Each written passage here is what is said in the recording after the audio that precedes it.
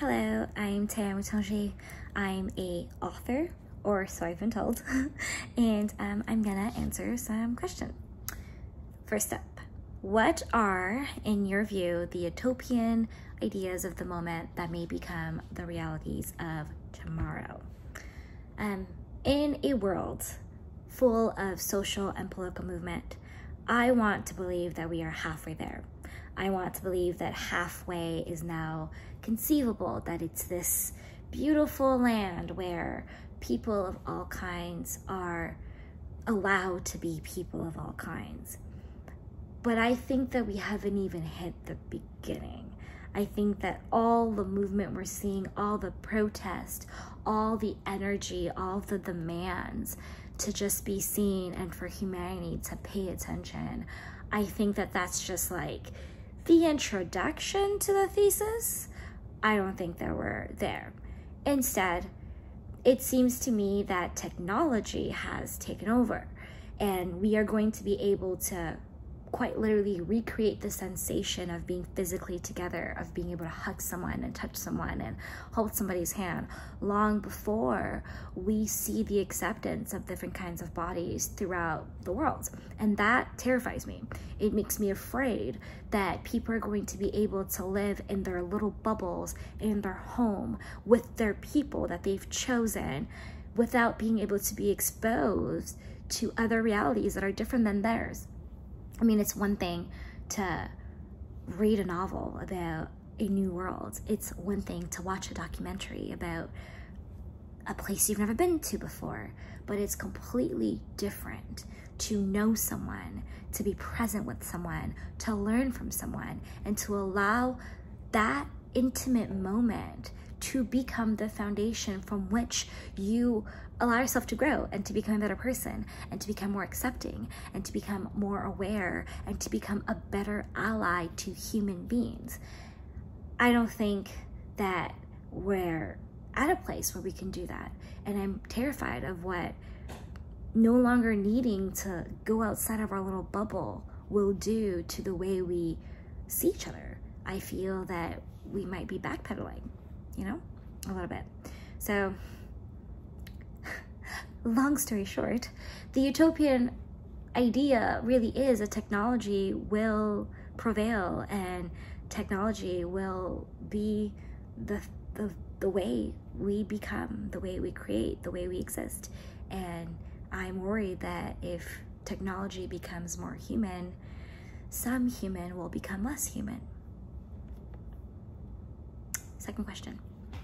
If we were to introduce but a single important, even radical change to our society, what would it be? I am definitely going to go with the decriminalization of sex work. Do I believe that the decriminalization of sex work will change the world? I do not. Do I think that it will create some kind of domino effect? Definitely. Criminalizing consenting adults who engage in voluntary and consensual sex goes against human right and personal autonomy laws. It is like this big clash that makes zero sense to me. And given that sex work is predominantly dominated by women, it feels like these laws are really put in place kind of like another way to control the woman's body. And that it's just that involvement, that control that government has from the way women have sex to the way women express themselves sexually to reproduction rights, that seems to be kind of absurd to exist in a world where we have to share control of what goes in our bodies or what comes out of our bodies or how we hold our bodies. And I often wonder if people know this, people know that society views women's body one way as, you know, determined to law, determined to patriarchy.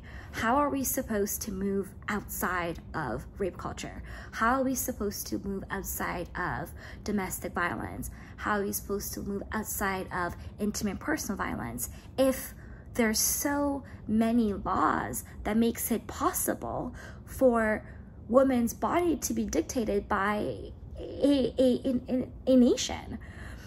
You know, I often wonder if the domino effect will be that if there were less laws that control the way people's body exists in this world, would that mean that there would be fewer cases where people felt entitled to somebody else's body? Do I think that's a fix? Absolutely not. Do I think it's a start? No. Obviously, I'm skeptical. I don't think that we're anywhere near human revolt, and we're not anywhere near that. But do I think that it's something tangible, something that we can hold, something that we can believe in, something that might even inspire a bit of reform? I do. I don't know how we are to teach little boys about consent in the same system that we teach them that women have less rights than they do. I have no idea how we are to teach little girls, little children, about the right to their autonomy in the exact same vein that we tell them in some places, depending on where you are, depending on how you look, your rights are limited. I don't really know how to move forward from here, but it would be nice for people who chose to do things with their bodies however they want, for them to not have consequences that are rape or death. Third question, where do you find peace in your own life? Right now, I'm finding a lot of peace in my apartment. I've lived in more than 12 places. This is my third apartment downtown Toronto, but it's like maybe like my 15th address. I don't know, whatever. But it's been extremely nice. This is the first place where, or technically this is the second place that I'm not sharing, but it's the first place where I have around the clock security. I have a key fob. I'm in a very safe area. I haven't been so privileged in the past. I've lived in a lot of really unconventional and terrifying and very toxic and dangerous places. And for those few years in my life, I never felt like I could breathe.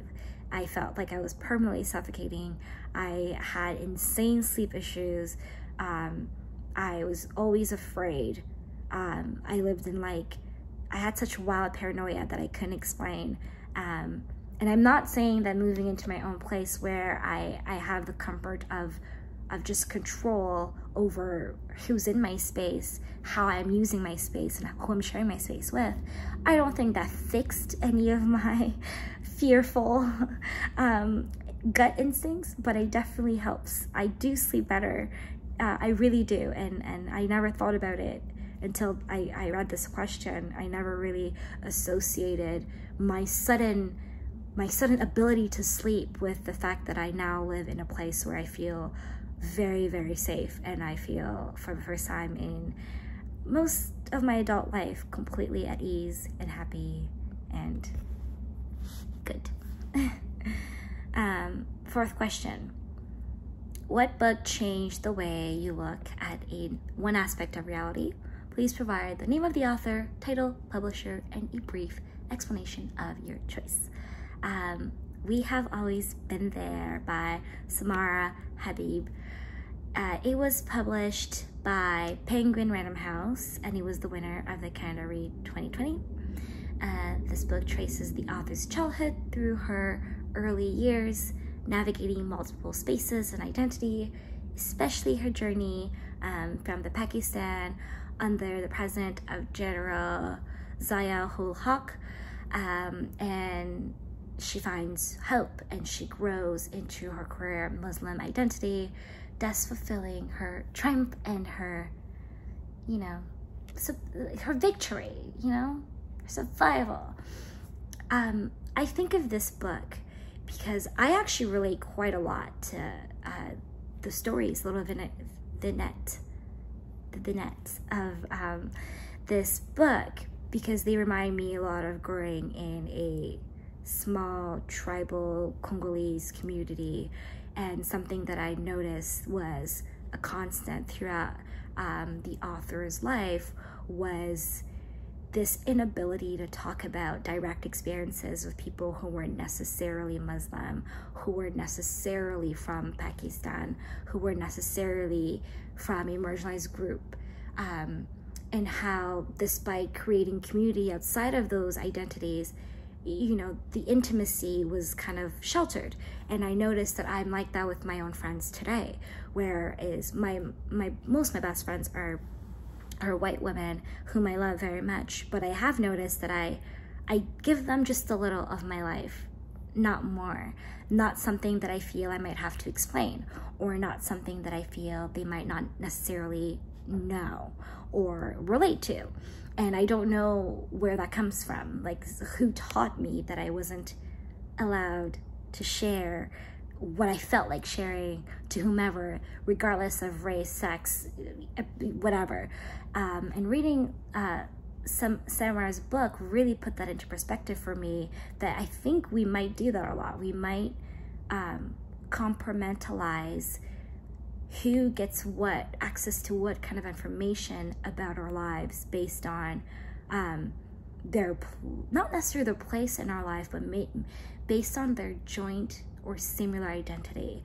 And by the end of the book, the author has like blossomed and is, you know, kind of like sharing parts of herself with her chosen community, with whomever she pleased and whomever she could. And I thought, I want to get there. I want to be able to love all parts of my identity to the point that I don't feel like I have to hide back any parts of it if I don't have, you know, a made-up audience that will be able to sustain it or handle it.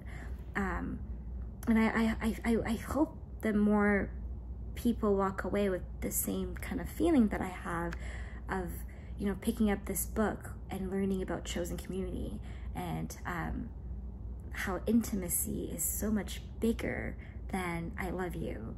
Intimacy can mean so many things, and being open to having different levels of intimacy and experiencing them. That's what I got from the book. And I haven't read a book that made me feel so eager to be alive in a long time. So thank you to Samara. Thank you. Okay, those are all the questions. I don't know why I did this. I was just talking about being a Catholic Congolese girl. That's probably why. Okay, anyway, that's it for me. Thank you. Bye-bye.